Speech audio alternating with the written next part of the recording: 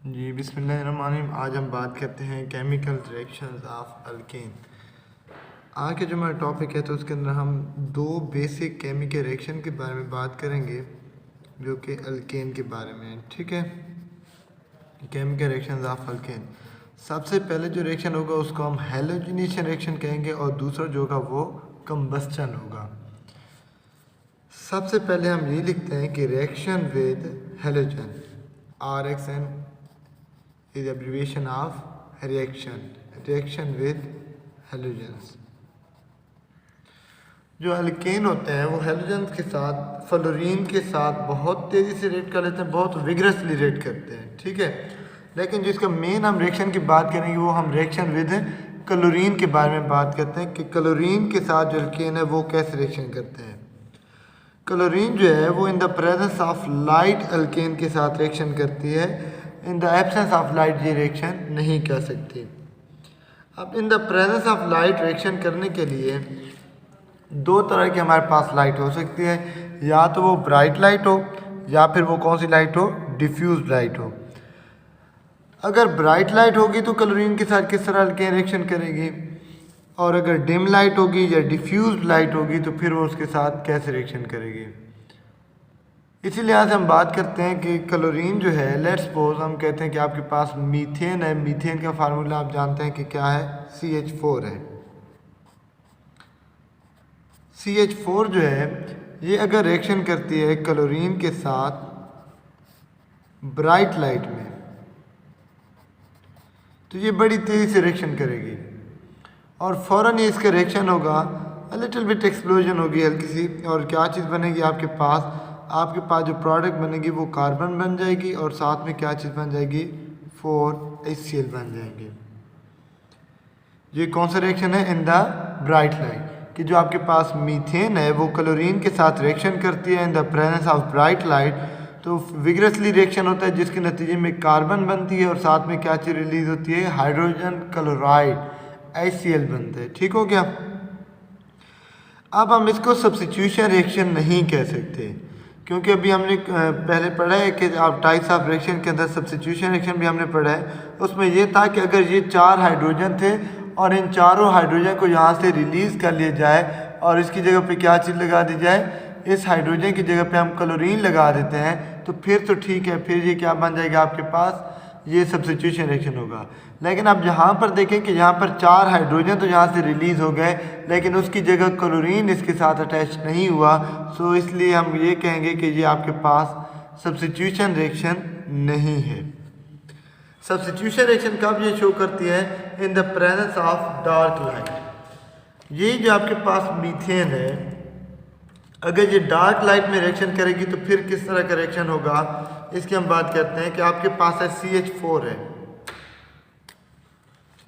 यही आपके पास मीथेन है।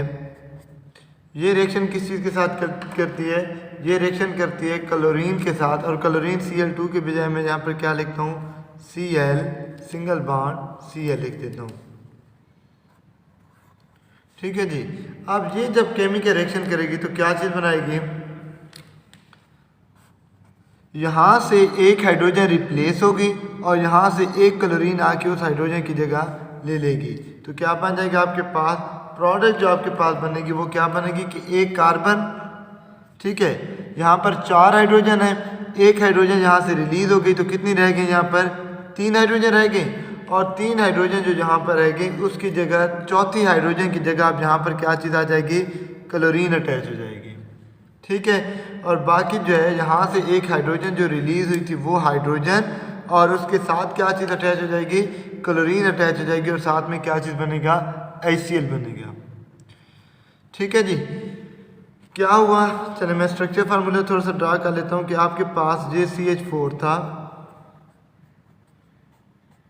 ठीक है, और इसके साथ किसने रिएक्शन किया, इसके साथ क्लोरीन ने रिएक्शन किया,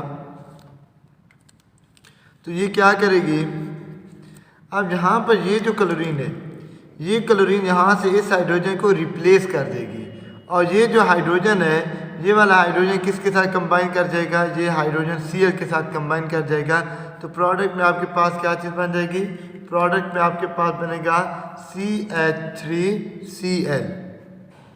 CH3Cl और साथ में क्या चीज़ बन गई आपके पास, साथ में आपके पास बन जाएगा HCl।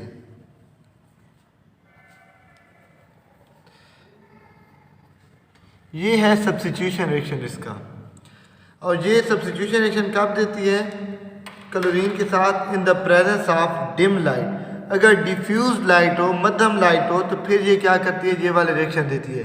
अगर ब्राइट लाइट होगी तो फ़ौरन एक ही स्टेप में रिएक्शन होगा और उसके नतीजे में कार्बन बनेगा और 4 HCl।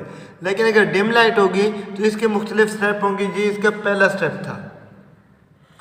पहले स्टेप के नतीजे में क्या चीज़ बन गया आपके पास, CH3Cl। नाम हम इसको क्या देते हैं, नाम हम इसको देते हैं मिथाइल क्लोराइड का। हमने ये फंक्शनल ग्रुप के अंदर पढ़ा है। ये आपके पास क्या है, मिथाइल क्लोराइड है। या इसका जो दूसरा नाम बनेगा वो क्या बनेगा, क्लोरोमीथेन। ठीक हो गया जी, ये इसका नेम है। अभी ये जो आपके पास मिथाइल क्लोराइड बनना है, ये मिथाइल क्लोराइड दूसरे स्टेप में फर्दर रिएक्शन करेगा किस चीज़ के साथ, क्लोरीन के साथ। तो अब ये क्या होगा कि अब आप इसको लिख सकते हो कि CH3Cl प्लस क्या होगा, प्लस इसके साथ और HCl रिएक्शन करेगा। ठीक है, और HCl किस तरह रिएक्शन करेगा कि हम ये कहते हैं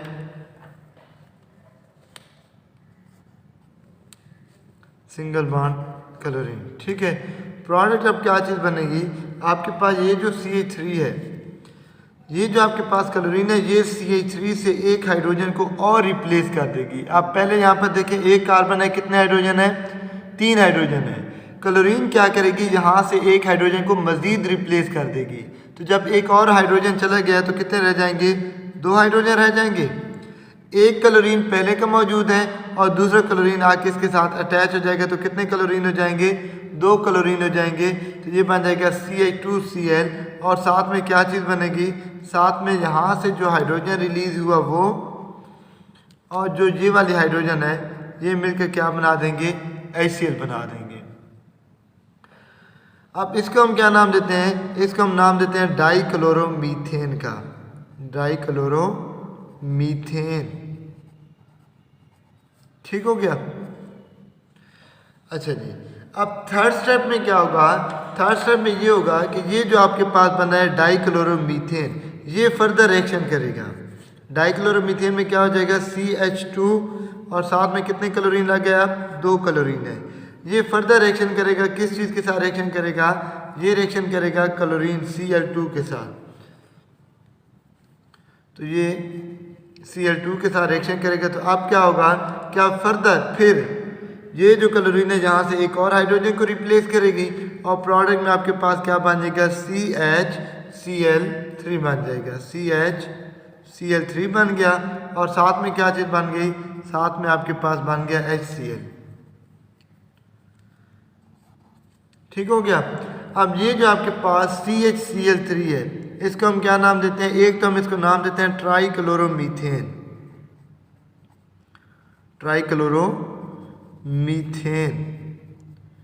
और दूसरा इसका जो कॉमन नेम है वो क्या है, क्लोरोफॉर्म है, क्लोरोफॉर्म। ठीक है जी। तो ये क्लोरोफॉर्म जो है ये किस चीज़ का फार्मूला है, CHCl3 का। अभी ये जो CHCl3 बना है ये फर्दर रिएक्शन करेगा 4th स्टेप में Cl2 के साथ, CHCl3। ये रिएक्शन किस चीज़ के साथ करेगा, Cl2 के साथ रिएक्शन करेगा। और फिर क्या प्रोडक्ट बनेगी कि ये जो आपके पास क्लोरीन है, ये यहाँ से एक और हाइड्रोजन जो आखिरी हाइड्रोजन है उसको भी यहाँ से रिप्लेस कर देगी और उसकी जगह पे क्या आ जाएगा आपके पास, उसकी जगह पे आपके पास आ जाएगा C। अब हाइड्रोजन सारे चले गए और चारों हाइड्रोजन की जगह क्या चीज़ आ गई आपके पास, क्लोरीन आ गई।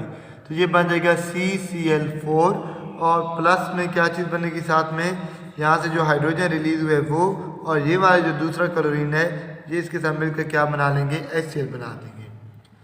अब ये जो आपके पास प्रोडक्ट बनी है CCl4, इसको हम क्या नाम देते हैं, इसको हम एक तो नाम देते हैं टेट्राक्लोरोमीथेन, टेट्राक्लोरोमीथेन।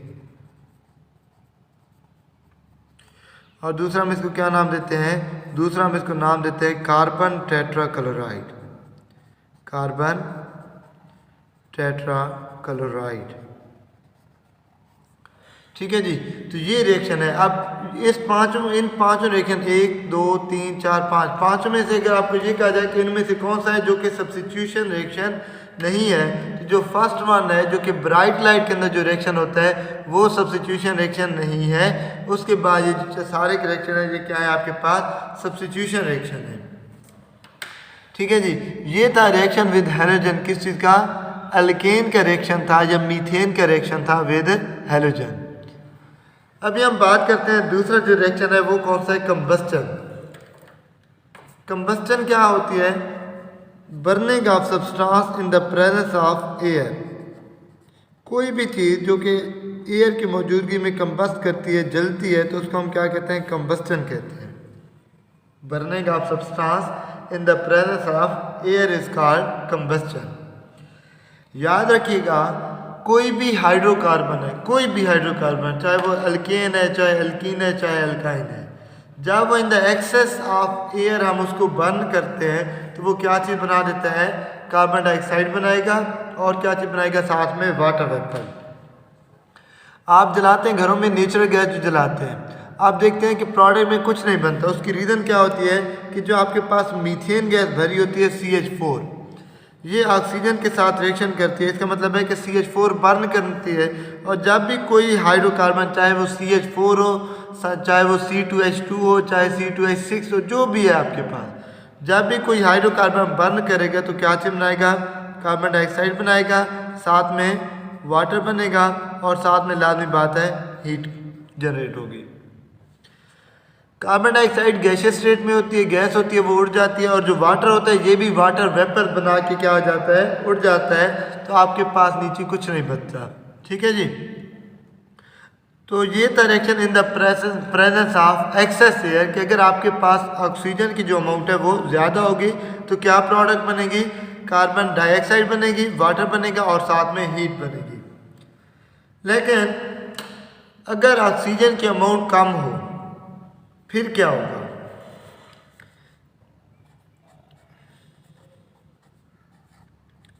यहाँ पर हमारे पास जो ऑक्सीजन थी वो यहाँ पर किस चीज़ उसमें थी, एक्सेस में थी, मतलब ज़्यादा थी। यहाँ पर ऑक्सीजन आपके पास क्या है, लिमिटेड है, कम है। ठीक है जी।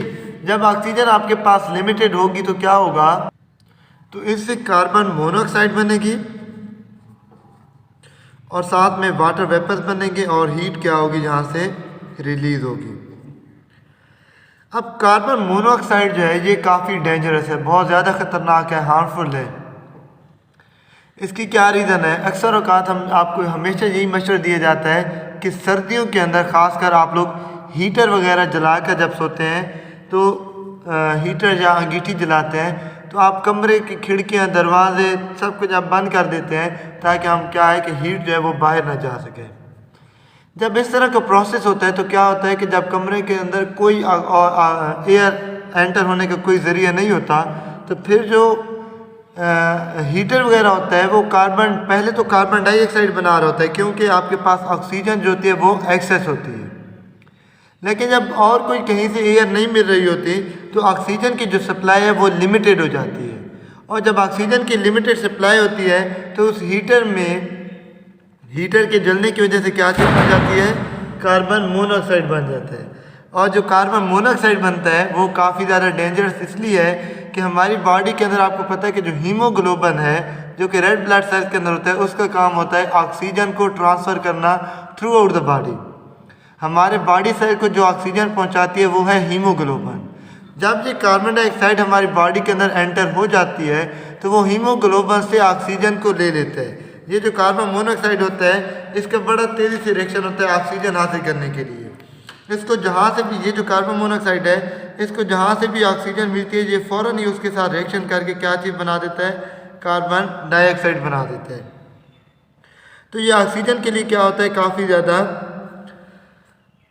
यहाँ पर हम बैलेंस करने के लिए 2 लिख देते हैं, तो ये ऑक्सीजन के साथ काफ़ी ज़्यादा रिएक्टिव होता है। तो ये हमारी बॉडी से हीमोग्लोबिन जो होती है उससे ऑक्सीजन ले लेते हैं।